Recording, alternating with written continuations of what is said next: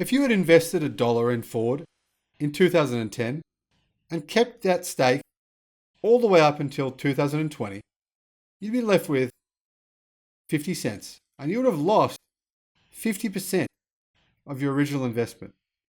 But if you include inflation, you would have lost around 80% of your original investment. Now that Ford says it's shifting to electric cars, is their stock about to go through the roof? If you missed the Tesla boat, should you now invest in Ford?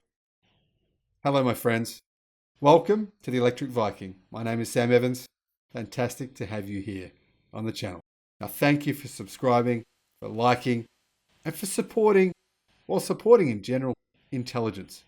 That's what this channel is about. If you watch this channel, you're probably a pretty smart person. Why do I say that? Well, a lot of this channel's videos are about being curious, about understanding the world, and about understanding what's going to happen in the world over the next 10 years. And that's what I'm constantly trying to do, to work out where we'll be in 2030. And if you're here watching, you probably are too. So that raises the question, where will Ford be in 2030? Well, we can look at their goals and we can assess whether those goals make any sense. But before we do that, some analysts on Wall Street, whether or not you should trust those, I don't know.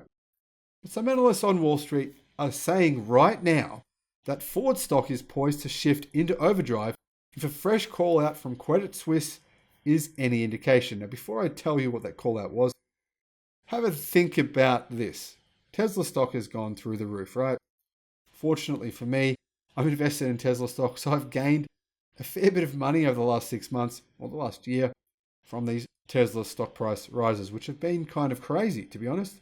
Even Elon thinks they've gone a bit crazy. Now Tesla is now valued over 1 trillion, 1,000% this year. And obviously that's all about their plans in electrification. And once General Motors announced their plans, the stock market almost instantly gave them a huge valuation increase. Now, will the same thing happen to Ford? Credit Suisse says, when we downgraded Ford early last year, our concern was that Ford was struggling in balancing two clocks. That's for sure. Have a look at their debt ratings. Not real good. Anyway, near-term execution issues would ultimately limit Ford's ability to adequately prepare for the long-term transition of the auto industry. Exactly. Prepare for the long-term into electric vehicles. In the past year plus, we've seen a significant turnaround underway at Ford. It has ended its cycle of quarterly earnings disappointment. Now, I'm not sure I agree with that. I think their sales this year have been very underwhelming and quite disappointing. And I hope, for Ford's sake, that they turn around. Credit Suisse said, its transition to the EV digital world has sharply accelerated. We believe there is an opportunity ahead, as Ford can benefit not only from improving fundamentals, but more importantly, changing its perception on long-term positioning in EV/AV digital, said Credit Suisse auto analyst Dan Levy in a research note on Wednesday. Now, Levy jacked up his Ford price target from $15 to $20 and lifted the rating to outperform from neutral. As a result, Ford stock rose 4% to $16 on the upgrade. Now, according to Wall Street, shares of the Detroit-based auto giant have become somewhat of a recent Wall Street darling under the new leadership of CEO Jim Farley. With Farley out there hard selling the company's pivot to electric vehicles and slashing expenses, shares have run over rival General Motors year to date, plus 81% for Ford, plus 38% for General Motors. Levy says Farley has brought Ford to the dawn of a new era. Has he really done that? CEO Jim Farley has Ford on the right track. Ford has moved more quickly and with greater urgency, both necessary in the transition to an EV world and a digital model. And we have increased confidence in the financial outlook. We believe this fundamental shift at Ford will be at the core of improving long-term perception, Levy explained. To that end, Farley is doing his part to create that new era for Ford. The company said in late September it will partner with SK Innovation to invest $11.4 billion to construct 2 megasites. Now, I think about $7.5 billion of that 11.4 is coming from Ford. One of those sites will be in Tennessee and the other in Kentucky. They will build electric trucks and batteries. Ford's portion of the investment, $7 billion, is the largest manufacturing investment in the company's 118-year-old history. I'll put a link in the description below to a video I made about those factories and my assessment of Ford's pivot here, if it was the right move, and what Ford exactly planned to do. Now, Stanton, Tennessee will see the construction of Blue Oval City. Blue Oval City, they're calling it. It's like a massive compound, which Ford says will aid in building an expanded electric truck lineup.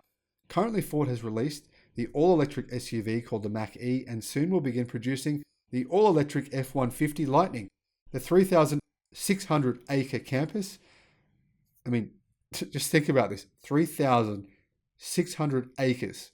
It will cover nearly 6 square miles at a total of $5.6 billion and is expected to create 6,000 jobs. Now, my honest impression on this, unfortunately, one might say, is a little negative. The investment, fantastic. I love that Ford are investing in electric cars, and really they have no choice. They have absolutely no choice at all, and they know that now. But my question is, do they really need 3,600 acres? Do they really need to create a campus where they're going to have buildings scattered all over the place? Is this kind of the model of the old legacy model where they spend for the sake of spending? Just compare that to, say, a site like a gigafactory from Tesla, where they just build one massive factory or two right next to each other and have one huge long production line. It just appears as though the efficiency model there is much higher versus having this enormous sprawling complex, which seems like a bit of an ego play to me. I'm not sure why you need 3,600 acres and to build buildings all over the place where just getting from one to another would take you, 10 minutes or something like that. It just seems like it's not an efficiency move. Maybe I'm wrong though. If I am, let me know in the description below. What do you think about it? And no less impressive is the other mega campus, the Blue Oval SK Battery Park. It will be a dedicated battery manufacturing complex for Ford's expanding roster of electric vehicles. The 1,500-acre site will cost $6 billion to build and create 5,000 jobs. The location is targeted to open in 2025. Farley told Yahoo Finance Live that the investment is akin to planting a major flag in the ground in its efforts to lead the EV market. Added Levi, Ford is accelerating its transition to EV, overcoming the narrative that legacy OEMs will be challenged in an EV world. It has shown a more holistic strategy and traction on product. The F-150 Lightning launch next spring could be a catalyst on AV amid greater willingness by the market to recognize the value of AV narratives. Ford's stake in AV startup Argo could drive upside to Ford's valuation. Now, I know for one that there is a lot of Americans who believe that they literally believe that Ford EV future will be the next Tesla, except with a history of manufacturing. In other words, they genuinely believe that Ford and also General Motors will crush Tesla. I've got news for you. That is not happening. In fact, if anything, it's going to be the other way around.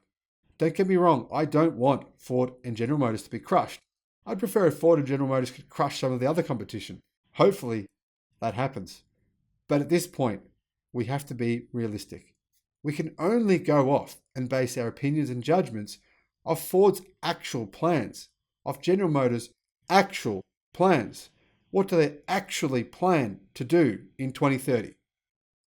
Well, Ford says that up to 50% of its cars in 2030 will be electric. Not necessarily purely electric, but some form of electrification will power those vehicles. If Ford sticks to those plans, they are pretty much dead in the water, because that will mean 50% of their entire auto product portfolio will be irrelevant. No one will want it. Now, when I say 50%, there is zero chance that even the most die-hard petrol fan will want a vehicle that is not at least a plug-in hybrid in 2030. You'd have to be a madman. Now, I think you'd have to be a madman to even want a plug-in hybrid in 2030. But There is very little chance that Ford will be successful with the strategy of having 50% or more of their vehicles in 2030 have a solely petrol engine. That is currently their strategy. Now, until Ford changes those numbers, I do not recommend you invest a single cent in the company. Not on the principle of saying, well, they're going to sell petrol cars. It's not about that. It's simply about logic. If their 9-year plan is to sell 50% or more of their vehicles as petrol, it means they are essentially the next Nokia, the next Kodak. Now, do I believe they'll stick to this strategy? No. I believe at some point in the future, that strategy will change. But up until that date, I don't recommend you invest in Ford, and I'll be sticking to it. Thanks for supporting the channel. Thanks for watching, liking, and subscribing.